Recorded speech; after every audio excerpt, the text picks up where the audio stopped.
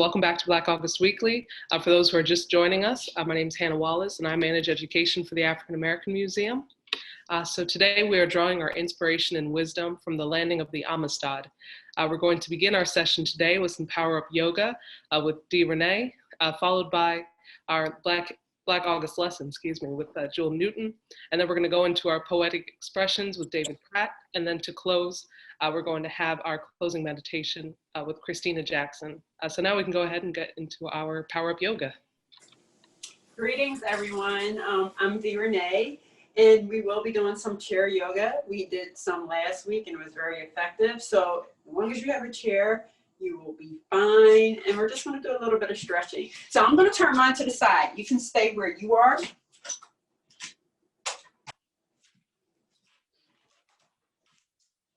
Just like that, right? And we want to make sure that we have a nice upright spine. So we're not having our shoulders forward or hunchback. This is a no-no. We want to make sure our chest is lifted up, right? And all we're going to do is bring our hands to the back of the chair. And we're going to slide up just slightly, right? Just like I'm doing. And then we're going to send our chest forward and hold on to the chair. So your shoulders are going back, but they are relaxed. You're just creating an opening in your chest. And you're bringing your scapula close together.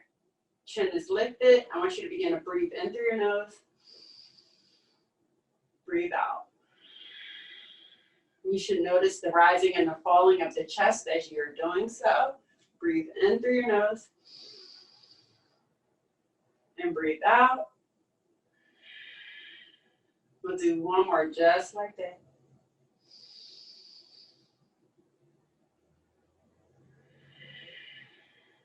Beautiful. You can bring your hands by your side if you'd like to just go back just slightly. We're going to do a forward fold. So use your inhale. Arms reach up over your head.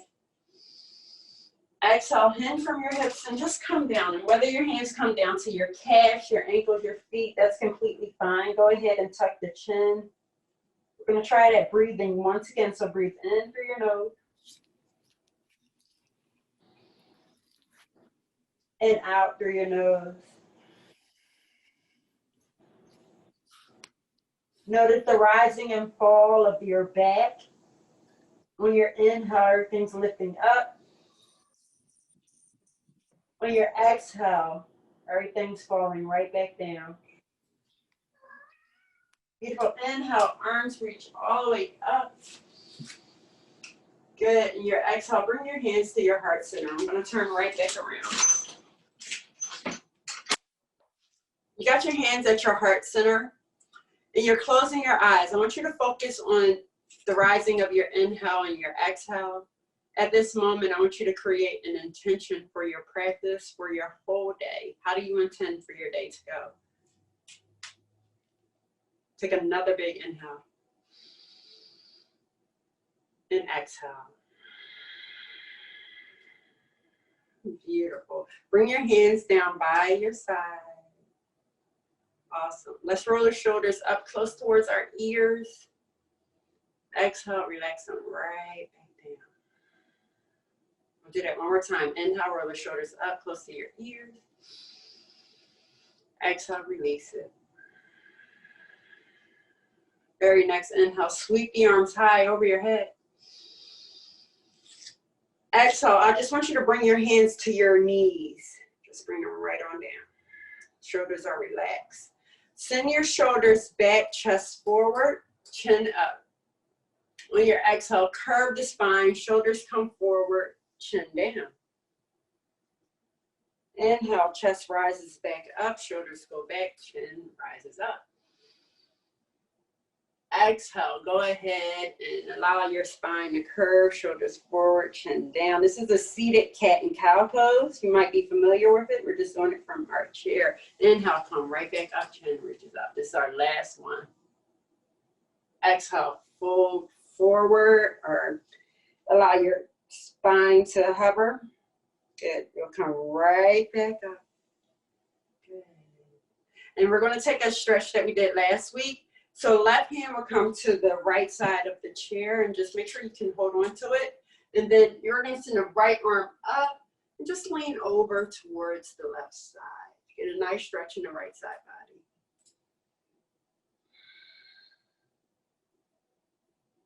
One more breath. Breathing in through your nose and out. Beautiful. Bring that right hand back up and allow that right hand to swing around the right side, reaching for the left side of the chair. So you're just going to twist and take your gaze towards the back of your room. See if you can relax the shoulders. You want to make sure that we release tension, not hold on to it. Use your inhale, sweep that right hand back up, turn your torso to the front. Left arm reaches up as well. Good, now we're just gonna bring that right hand to the left side of the chair and go ahead and take yourself a side bend to the right side. Breathe, good. See if you can soften through the shoulders. If you like, you can take the gaze up to the flying hand. Beautiful. As you begin to just lift right back up, all you're going to do is take that left hand behind you on the left side and reach for the right part of the chair. Twist and breathe. Full inhale in through your nose. And out through your nose. One more breath just like that.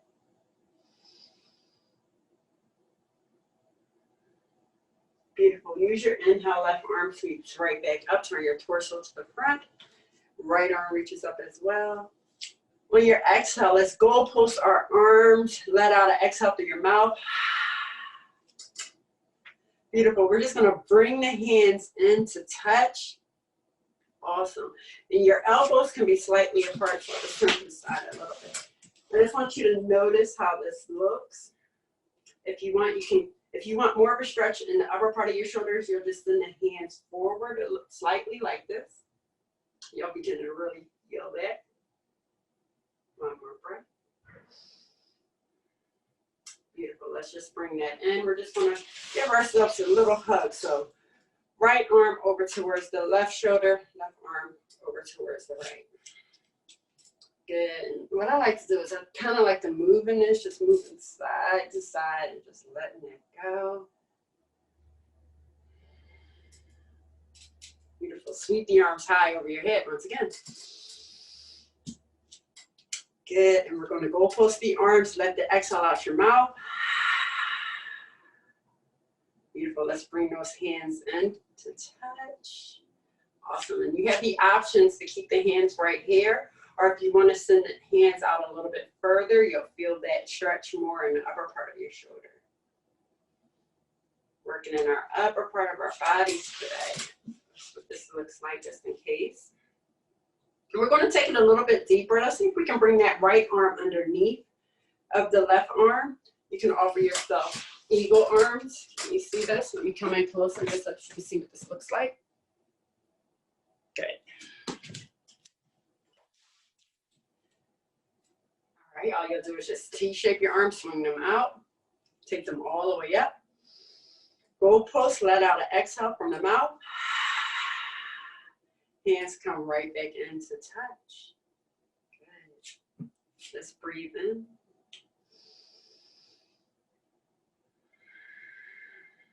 All right, let's take the left arm underneath of the right this time. So eagle arms on the opposite side. So a lot of times when we take eagle arms, we have a tendency to take our shoulders up. See if you can relax the shoulders back down. Once you relax the shoulders back down, what happens is the elbows go down as well. So once you do that, see if you can rise the elbows up. As crazy as that sounds. Good, just breathe. One more breath. All right, let that go. Oh, shake out your shoulders. You might be feeling that a little bit. All right, we're going to do about 2 to 3 more things, and then we'll move on to the next stuff for our program. When you're inhale, I just want you to lift that right leg up, and you can use your hand to hold that leg. And go ahead and stretch, point, and flex through the ankle. You can either stay right here or maybe begin to use the hand to walk down towards the calf. Just taking a nice fold. You'll feel this stretch in the low part of your back. You might even feel it in your legs a little bit, shaking. See if you can flex the toes in towards the base. Then on your exhale, allow yourself to fold forward. Hands will just come down. So will your chin, just relax, breathe. Inhale, sweep the arms high over your head. Exhale, hands at your heart. Let's get ready to do the opposite side. So now the left leg is lifting up. And again, you have the support of the chair holding your thighs. You can just bring your hands to your, right underneath the knee or the calf, and go ahead and point and flex through. Yes, the ankle. That should feel really, really good. And then we'll begin to just walk our hands maybe down the calf or to that ankle, knowing that each side is completely different. Hug the navel in close towards the spine. Make sure you're breathing. Shoulders continue to relax. One more breath. Good. Allow that leg to come down and you just fold forward. Allow the head to relax. Breathe. Inhale, sweep the hands over the crown of your head. Exhale, hands at your heart center. Okay, the very last thing we're going to do, we're going to stretch in our glute muscle.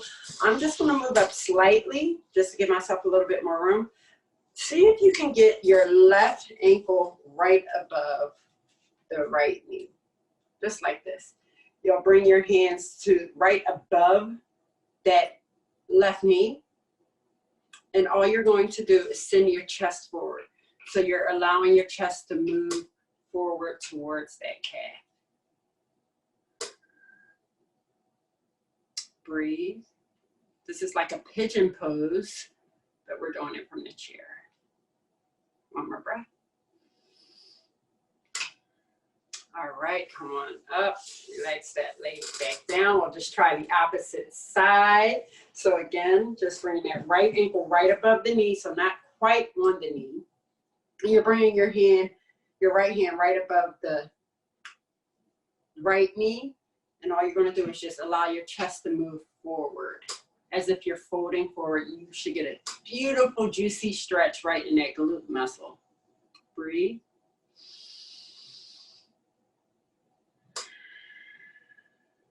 One more breath.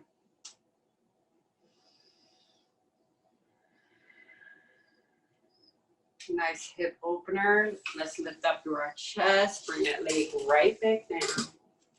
Inhale, sweep your arms high over your head once again. When you get here, I just want you to kind of flow from side to side. This will always feel good, just to let go of anything, any type of tension that you may be holding on to. If you want to add neck circles in there, they are most welcome. Any type of movement, whether it's moving your fingers, all those things are great. Beautiful. Then we'll slowly come back to stillness. Let the hands come to heart center. In prayer, thumbs in towards your chest. Thank yourself for taking a moment to do some chair yoga with me. My soul honors and recognizes your soul. Namaste. Thank you, Dee. We definitely did enjoy it. I hope everyone feels nice. Hey, good morning, everyone. My name is Jewell. I've been a docent at the museum now for about 10 years, and I am a retired school teacher. I taught health and phys ed in Philadelphia. My interest in our history really stems back to my days as a freshman in college when a professor talked to us about Paul Robeson. And as a result, I've been into learning about as much of our history as possible. And becoming a docent at AMP has allowed me to pursue knowledge on the history and the people who have made it happen. So I was asked to talk to you about the Amistad revolt today and how it relates with Black August. So just as a review, I'm going to just give a brief overview of Black August. It started in the California prisons. It was a response to the murder of the Black Panther member George Jackson while he was in prison. Black August is a time to reflect on and remember those revolutionaries who have fought and or died for Black liberation and freedom from racism, police brutality, and a justice system that more often than not puts Black men and women in prison for no reason at all. So we want to commemorate Black August in a time of collective grief, clarity, rage, and rebellion. Mighty waves of popular uprising against the ravages of white supremacy and anti-Black racism are flooding the streets, rising within and outside of prison walls and reverberating through communities and institutions.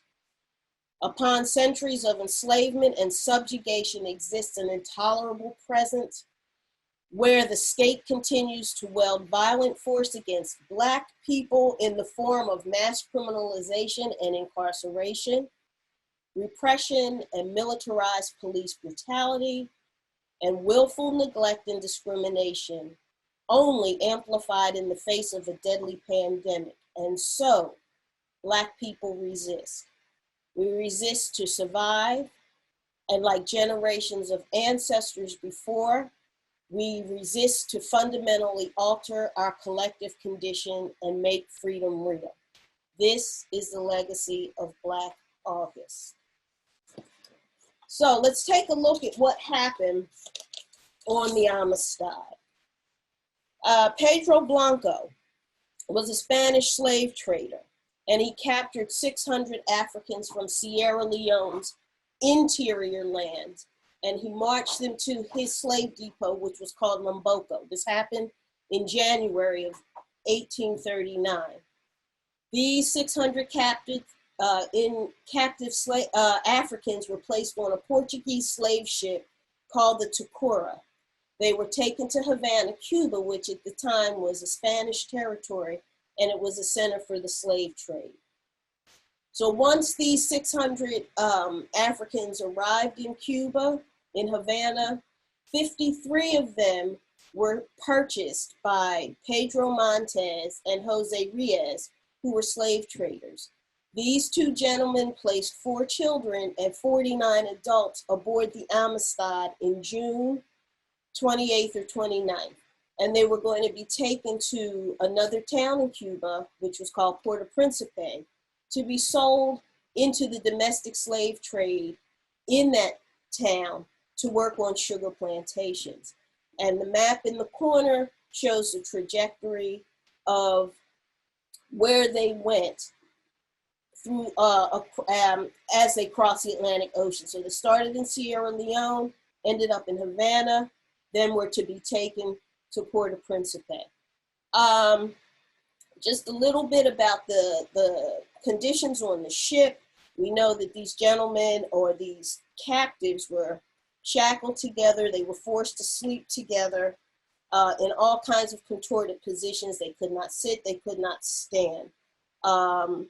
They were beaten for just doing things like not eating, and they, those who died aboard ship were just tossed over. So we had this revolt. On July 2nd, Cinque, his actual name was Sangbe Pihe, and other captives were able to break free from their chains. And they started this rebellion on the Amistad. And what they did was they killed the cook. The cook was extraordinarily antagonistic towards the captives. The cook would always talk about how they were going to be actually cooked and fed to other slaves upon the ship. They killed the ship's captain. 2 of the crew members were able to escape. They threw over a what would be considered a lifeboat. It was actually a rowboat, and they managed to get into the rowboat and sail off. But they did not kill the men that actually purchased them. They did not kill Ruiz and Montez. What they did with those two was they ordered them to take them back to Africa. Ruiz and Montez said, okay, we'll do that, but they lied. What they did do was to appease Cinque and his followers. He would sail the ship towards Africa during the course of the day, but at night he changed the ship's course and would sail northwest back towards the United States with the hopes of being captured.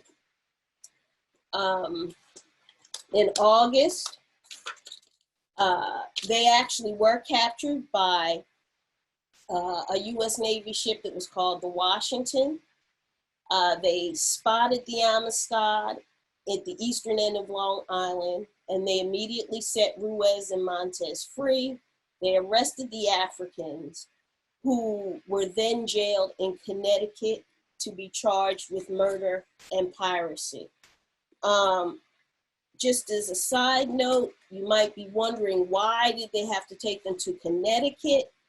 Technically, Connecticut was still a slave state because of their way of eradicating slavery. They had placed a gradual abolition law into place. So because of that particular law, slave was still practiced in Connecticut until 1841. They had to leave New York because New York was a free state. Now, the terminology that comes into play as far as the court cases are concerned, we have to look at jurisdiction, or which courts had the rights to hear what cases and to issue orders against them. There are the maritime laws or admiralty laws of which courts could deal with the cases that dealt with ships or being at sea. And then there's salvage laws, which is also part of the maritime law system, whereby anyone who assists or helps to recover another person's ship is entitled to a reward based on the value of the property that is upon that ship. Next slide, please. So these are the things that we're going to be, that all played an issue in the various trials that took place regarding the Amistad. Here we have people who felt they had a vested interest in the cargo and the ship and the people that they brought over, go in front of Judge Judson to basically plead their cases. So this is done in the U.S. District Court of Connecticut in front of Judge Andrew Judson. It's actually done on the ship, the Washington. That's a ship that picked up the Amistad. So Judson heard from Ruiz and Montez. He also heard from the U.S. attorney who filed a legal document to describe the charges that were going to be placed against Cinque and the leaders of the revolt. And the judge also decided to set a date for September so Gidney, who was the captain of the Washington, could bid his claim for salvage. So the court hearing takes place on the 17th of September. A grand jury is put into place to consider the charges of piracy. So the grand jury findings were that the courts did not have to hear that case because they did not have jurisdiction to do so.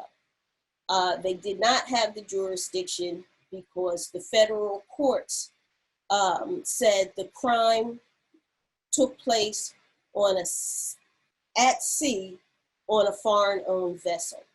So the Mende were actually, the charges were dropped against the Mende, but they remained captors and they remained in prison because additional charges were pending.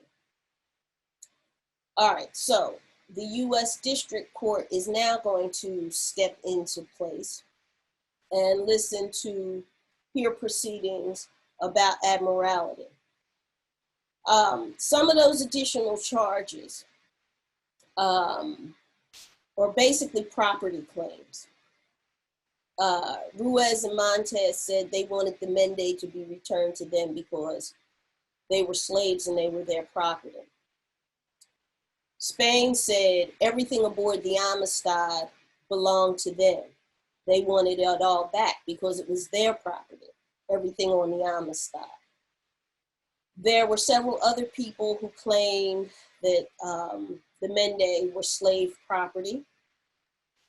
This put the courts in a position to have to determine whether or not they were in actuality slaves or if they were free. So those issues were going to be settled by Judson in the U.S. District Court. There was no grand jury to hear any testimony. We heard all the Mende had a defense. Those who were assisting, forgot to mention that there were abolitionists who were working on behalf of the Mende. All the lawyers were abolitionists. So their defense for the Mende were to ask that they be released since it was ruled that the federal courts had no jurisdiction over them and they dropped the charges. So it was asked that they be released. So the lawyers for the Mendes also said that they were not slaves. The Mendes were not slaves. They had been born free in Africa, and they were free when they took over the Amistad in an effort to return home. The captain of the Washington, they also said the captain acted illegally when he seized the Africans in New York, which was a free state. So it now goes to a district court trial. Judson is presiding again. The lawyers continue to argue that they could not be returned as property because of some Spanish law that said that Spanish territory, if Africans were brought to Spanish territory, they were free. This law went into place in 1820. Cinque and two other Mende were able to testify. So their testimony played a major part in the outcome of the trial. Someone, their lawyers found someone to translate their language for them. And there were also additional witnesses who testified that Spanish officials in Havana would often falsify documents in order to bring Africans into Cuba as slaves. Next slide, please. So, Judson ruled that the Mende were not slaves. As a result, again, he could not order their return to Cuba. Judson granted a motion that was filed by the U.S.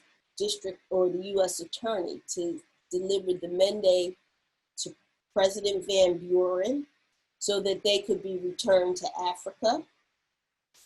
And this was done under federal law that prohibited African slaves, this trade in the U.S. He also said that Gidney and his crew were to receive a third of the value of the Amistad and its cargo as a salvage. President Van Buren ordered an appeal to this decision to the U.S. Circuit Court, which continued to keep the Mende in prison, kept them from being able to be returned home as well. Next slide. Next slide. Can't you hear me? All right, so they went to court in April.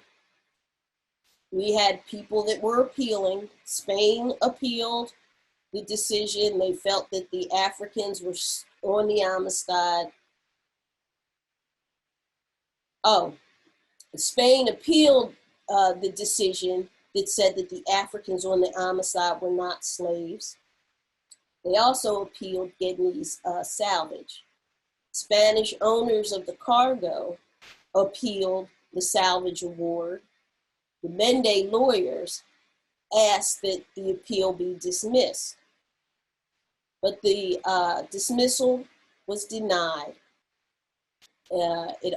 This upheld the district court decision. So then the case had to go to the US Supreme Court. So at the Supreme Court level, they hear again the appeal and the arguments. John Quincy Adams steps in to represent the Mende. The arguments continue to be that the Mende should be returned because they're slave properties by the United States to Spain or Cuba. If the United States does not do this, then there will be issues with foreign commerce that will be threatened. The whole idea of foreign commerce would be threatened. The lawyers still wanted to uphold the earlier court decision that said the Mende had not been slaves and that the US could not represent claims of foreign government under Spanish law. John Quincy Adams was not happy with Van Buren's efforts to return the Mende to Cuba, and he used as his weapon to defend the Mende, the Declaration of Independence. And he asked the court to recognize the natural rights of the captives. So the outcome in favor of the Mende, 7-1, there, instead of 9 justices, there were only 8 because one did pass away. The federal courts would not give them back, would not give the Mende back to Spain. They were considered to be free. It was ruled that they were free, but they would not, Van Buren, they would not be given back to the United States government to be sent back to Africa. So if they were going to stay free, they could do so in the United States. If they wanted to get back to Africa, they had to do it on their own.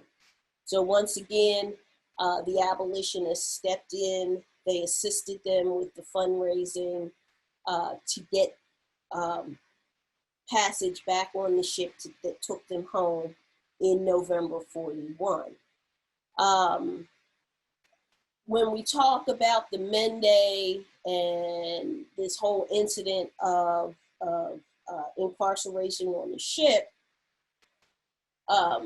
it kind of made me think in reference of some of the things that were done, that people do during Black August. So I kind of see these guys as political prisoners because they were held for several years so people could solve and decide legalities that really had nothing to do with them, and they could have been free. I mean, I really do believe that the abolitionists would have found places for them. I saw no need for them to be held in prison. Fasting, when we talk about fasting, is a practice that was done by those who were honoring the Black August, honoring Black August, refusing to eat, fasting, just taking control of your body. These are things that were done throughout time. They're still being done today. The way of protesting. And that's You know, we have, again, people that were held against their will, unnecessarily so. I have a little side note here. I would also like to say before I go into this slide that I believe that those people who were on these ships, because the Amistad was not the only one where there were uprisings, they kind of set, I believe they set a precedent for self-determination and setting practices for liberation and freedom. So here we have a reproduction of the actual Amistad. This ship is actually moored at the Mystic Seaport, and it travels around not just this country, but other countries, talking about the history of the Amistad. This particular picture was taken when it was here in Philadelphia in 2013. The gentleman in the corner was the captain of the reproduction when it came to Philadelphia. He is the first African American to sail solo around the world, and his trip was recorded for schools, and I'll share some information about that with you in my last slide. Okay, so for further information about not just the Amistad, but other ships that where there were revolts, I have a list of books, magazine articles. Dark Places of the Earth is about another ship where there was a revolt. Atlantic Black Star had an article that discussed 5 additional ships beside the Amistad. Center for Constitutional Rights had a really good article about Black August. Of course, there's the Soledad Brothers, the book Soledad Brothers. If you are interested in reading cases about additional political prisoners, the website Prisoner Solidarity. And for more information about discovering the Amistad, about the Amistad, the schooner and the educational program that it has put into place, you can go to discoveringamistad.org. And the History Makers has a really nice biography about William Pinckney, who was that captain that I had the picture of with the ship. So thank you for listening. I get a little thrown off key, but thanks for listening, and hope you gathered something from the talk. All right, thank you so much, Jewell, for your lesson today. It'll be a pleasure to lead lessons with you all in person again with all the docents, but you know, we're getting accustomed to this virtual space together, so I appreciate your thorough research and wonderful presentation for today. Awesome, so now we're going to move into our poetic expressions with David Pratt, so we can get right into his PowerPoint. Hi, everybody. Today, in Poetic Expression, we'll be talking about refrains in relation to today's lesson, but more so in general as a poetic device. So first, I wanted to start off with a little something about me. It's something I like to do every week because we're talking and dealing with art, which is really personal. So, you know, I can't ask you to share a bit of yourself without sharing a bit about me. I love the arts. I love ginger. I was born and raised in Philly. And my favorite color is green. I'll read a little excerpt from this track by Gil Scott-Heron. Actually going to read the first 2 stanzas of it, and then we'll go into the lesson. But you will not be able to stay home, brother. You will not be able to plug in, turn on, and cop out. You will not be able to lose yourself and skag and skip out for beer during commercials, because the revolution will not be televised. The revolution will not be televised. The revolution will not be brought to you by Xerox in 4 parts without commercial interruptions. The revolution will not show you pictures of Nixon blowing a bugle and leading a charge by John Mitchell, General Abrams, and Spiro Agnew to eat hog maws confiscated from a Harlem sanctuary. The revolution will not be televised. So in this Gil Scott Heron song, we see a refrain come about, which is the revolution will not be televised. So start off, what is a refrain?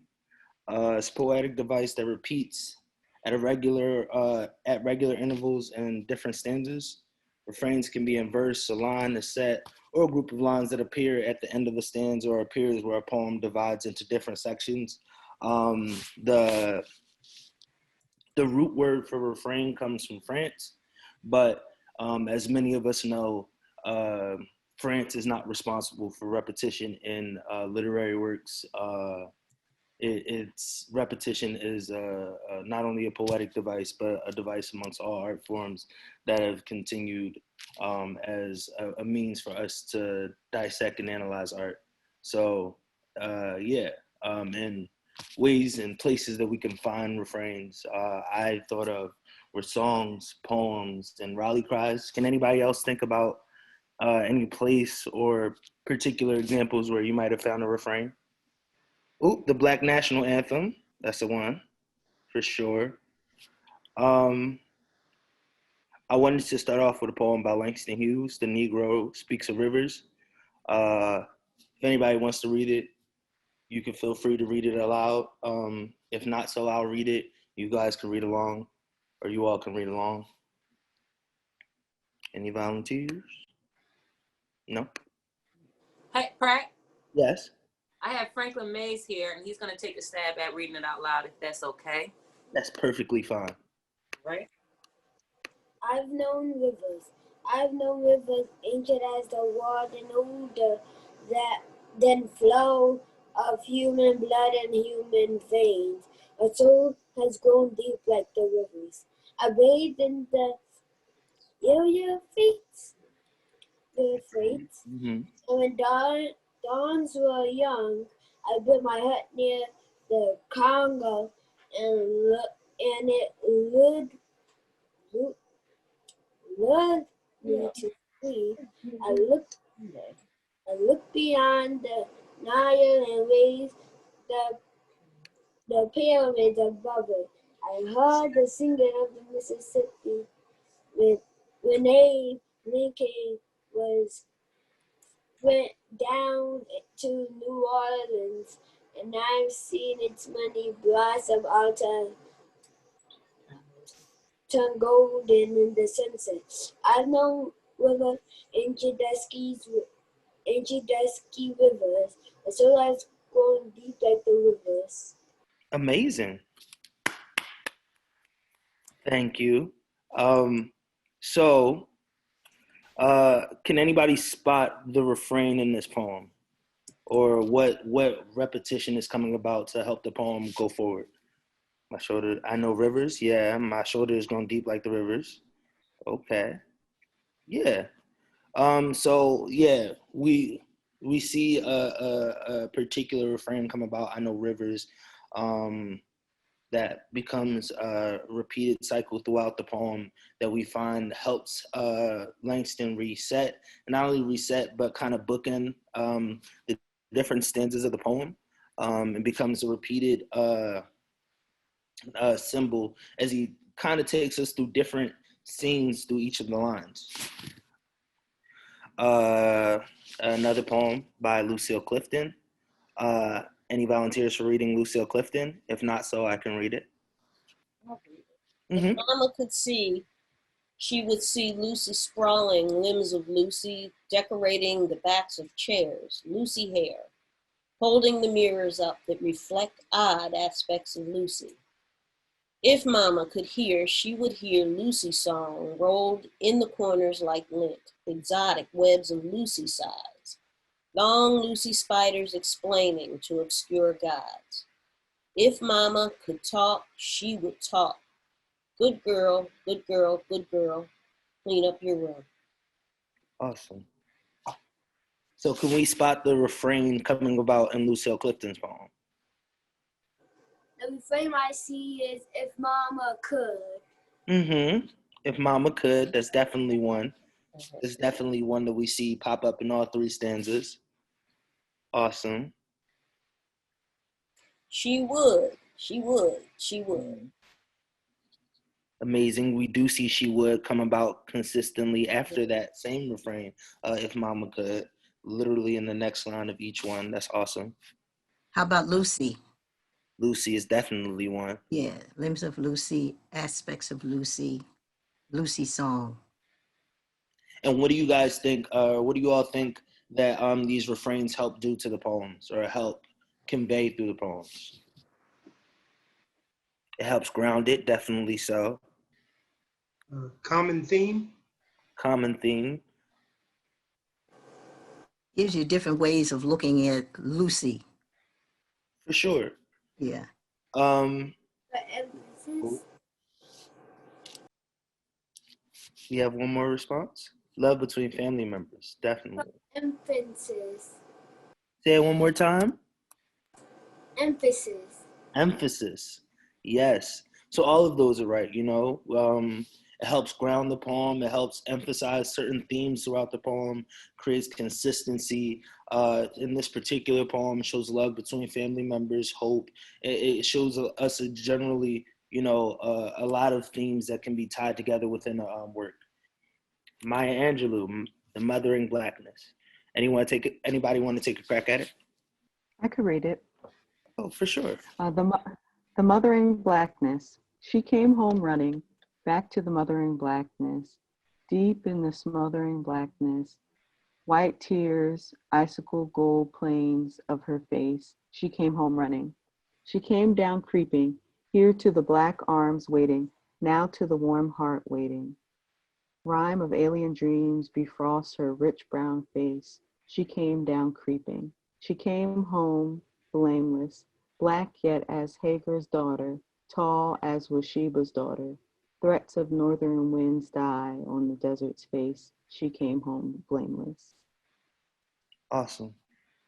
So with this poem, and you know, we can analyze the refrains we've seen in this poem, but also comparing it to the other two, or even the other three that we've heard so far. What do you think the refrains have helped this poem do with Maya Angelou? Do you think emphasizing blackness, deep smothering blackness in the different ways here to my black arms? Mm-hmm. Definitely so. We see that a lot in the first stanza. Then it takes on different form in the second stanza. Yes, but that black and then being descriptive of black. Definitely so. Repeating the last words in the second and third lines of each stanza. That is definitely something that we see consistently, a consistent form of repetition coming about in each of the second and third line of each stanza. And I will say, in my observation, that Maya Angelou, in comparison to the other poets that we've read so far, has done these refrains or these forms of repetition more systemically, or systematically rather. So we see them in a very consistent format about how these lines repeat, which becomes really cool. Focus on home, return. That's definitely a part. Right now, we're about to bust out into prompts and writing time. So given the refrains, the poems, and even the songs that you can think of where repetition becomes a very crucial part of the writing piece, I want you all to just think about start a free write with a poem line or a song line or line from a book that really resonates with you, and use it as a refrain in any type of free write. This could be a song, this could be a poem. It could just be you venting out your thoughts, and just starting to get a hold on that poetic device. The other option that I have laid out for today is that we can start writing the song. and using a refrain with the themes around Black August, or what Black August has made you think about, or what you're thinking about currently on your head, and starting to build a song from what's in your mind, or what Black August has you thinking about, and starting to pull refrains from what we're actually thinking about. So everybody, we can start to write our closing lines, or if you're not finished your poem, just writing up until a point where you feel comfortable resolving for now. And we can open up for share if anyone feels comfortable enough to share their piece or share what they've been working on. Be greatly appreciated. And excited to hear anyone that is comfortable sharing. I'd like to share. This is Dr. Marshall. Awesome. You ready? Yes, ma'am. Okay. The revolutionaries, Gabriel, Nate, Malcolm, Martin. Their revolution began with thought, visions, dreams, action. The revolutionaries, Gabriel, Nate, Nat, Malcolm, Martin, take up arms for action, speak for action. Gabriel, Nat, Malcolm, Martin, revolutionaries. Awesome. Thank you. I'll share. This is I used the song "Someday We'll All Be Free." All right. Someday we'll all be free, free to roam, free to call this our home, free to love, free to be all that you can be, free to be bold, and just free to be. Awesome. Amazing.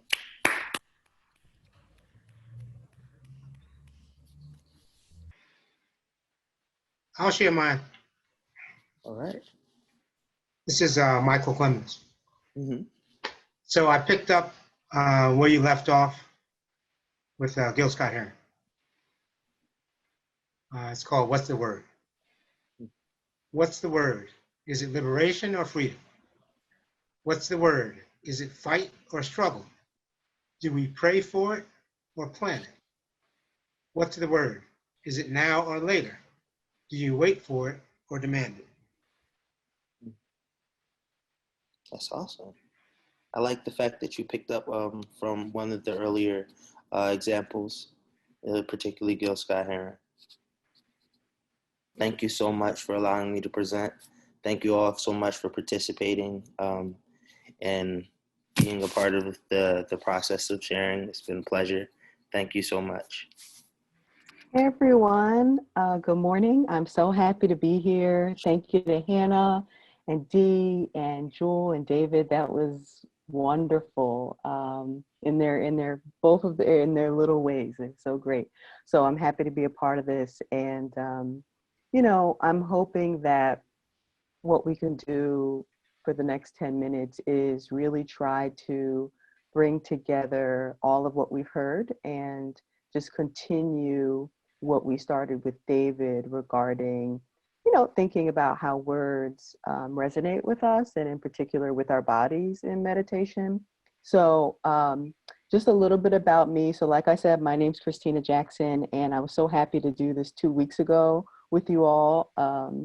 And I have been meditating for about 3 years, and here in West Philadelphia, and I'm a member of a group called Many Faces Sangha, which used to be out of Studio 34 and now is a virtual group. And our group centers the voices of those who are marginalized and teachings from Black Dharma teachers and non-traditional Dharma teachers. And so that's where I've come from. And then I've been holding other sits. I have a sit tomorrow if you all are interested in it. I could drop in the chat at Malcolm X Park. Just to kind of continue this theme of, you know, how do we sit with this history? How do we sit with this struggle? How do we breathe through these these moments and learn from our history? And how do we also, I think meditation for me allows me to be able to carry with me my past ancestors as well as this current moment together. For me, I look at meditation as being a form of one way that I look at meditation, not totally, but one way I look at meditation is a way to be able to exercise my mind and body to stay present in this struggle. And I really do believe that. I feel that meditation helps me to be able to do the long course and not just get tired at, the first mile. And I really look at that as, in terms of life's journey, in terms of Black struggle, like how can we just work on being present with ourselves and come home to ourselves within our larger community. So that's what meditation is meant for me. And what I'd like to do is have a short sit with you all, which will be a guided meditation in which first I'll help us to kind of get into our space together, find what's comfy, and then we'll move into a guided meditation on thoughts of gratitude for the journey of the Amistad, but also, just pulling from what David and Jewell were saying around self-determination and liberation. So yeah, I'll also say that I'd like to bring the bell in on this sit. Oh, I guess I should raise it a little bit higher. Everyone see this? So this is the bell, and in my tradition, we don't say strike or ring the bell. We say invite the bell, because I think for me and for other people in the tradition, the bell, the beautiful sounds of the bell, which we'll experiment with in a minute, really helps us to be able to bring us home to ourselves. So if I'm stressed, running after my kids, trying to go through work emails, people, all these kind of emotions that we go through every day, the bell really helps me to remind myself of my breath, to remind myself of feeling grounded with my feet on the ground, literally. So I kind of play with that physically and also how that resonates with me emotionally. So what we'll do is we'll open up the sit with inviting the bell 3 times. And then I'll help you all be able to settle in.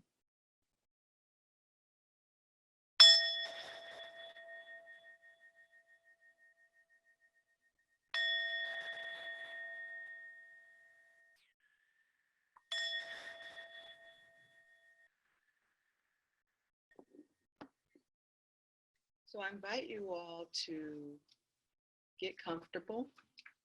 Sometimes some of us prefer to meditate with our eyes open. Some of us prefer to meditate with a soft gaze in mind. So just feel free to get comfortable in whatever way feels for you, if that's laying down or sitting. Feel free just to settle into your bodies and take a moment to adjust ourselves. What places in our body can we let go a little bit further?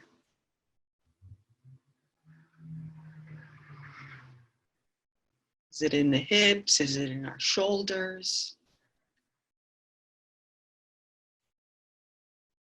We just heard so much wonderful information. How can we feel that information in our bodies and in ourselves? I encourage you to take a deep breath in for a count of 4. And hold it.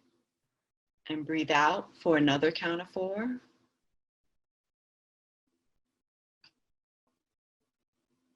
And do that a couple times, a couple rounds of that on your own. Really fill up that chest, what I, with my kids, call a big balloon breath.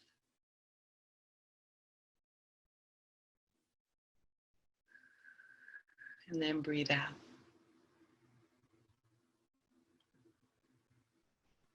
And in meditation, many times our mind may wander, and that's okay. The key is, how do we bring it back to our breath?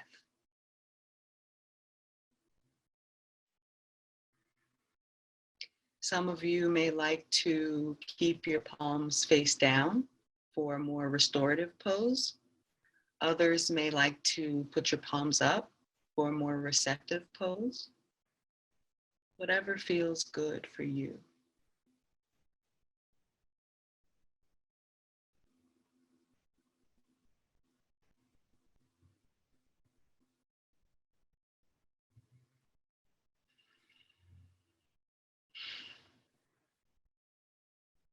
Today, so many themes came up.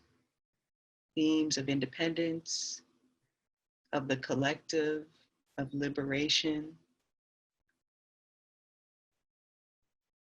of the legal system, and as we talked about, the systemic understanding of how Black bodies have been policed and maintained as property. How do we sit with that in our bodies?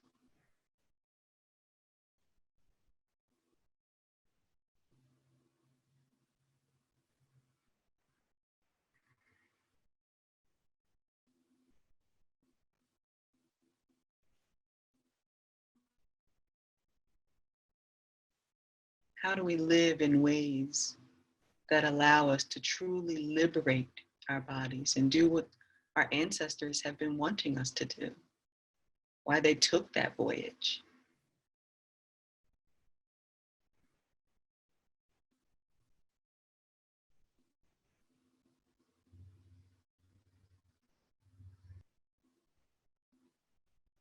I encourage you to call in feelings of gratitude for this journey.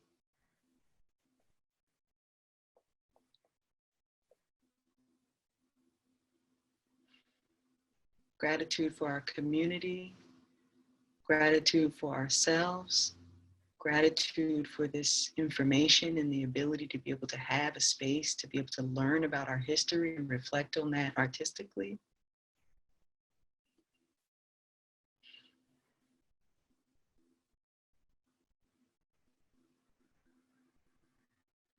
Gratitude for our ancestors who took matters into their own hands. And gratitude for ourselves for continuing that journey in whatever way we are doing that.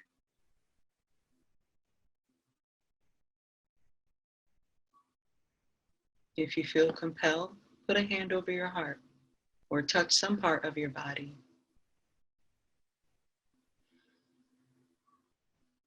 As a reminder of a way to be able to feel our breath and our livelihood.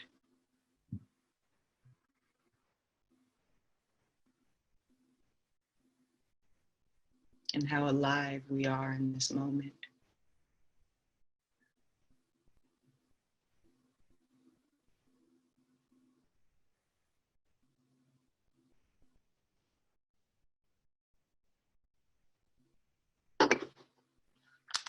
We'll close out our sit, inviting the bell 3 times.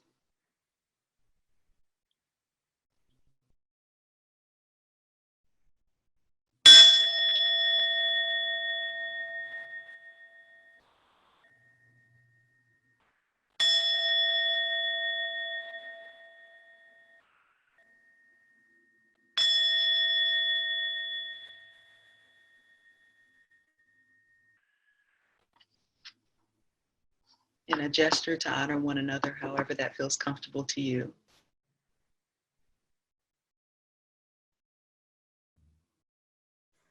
Thank you all, I appreciate you. Wonderful, that was so good. Christina, thank you so much. I feel like I was in a whole different world for a second. So thank you everybody for today. Have a wonderful rest of your day and happy Black August, everybody.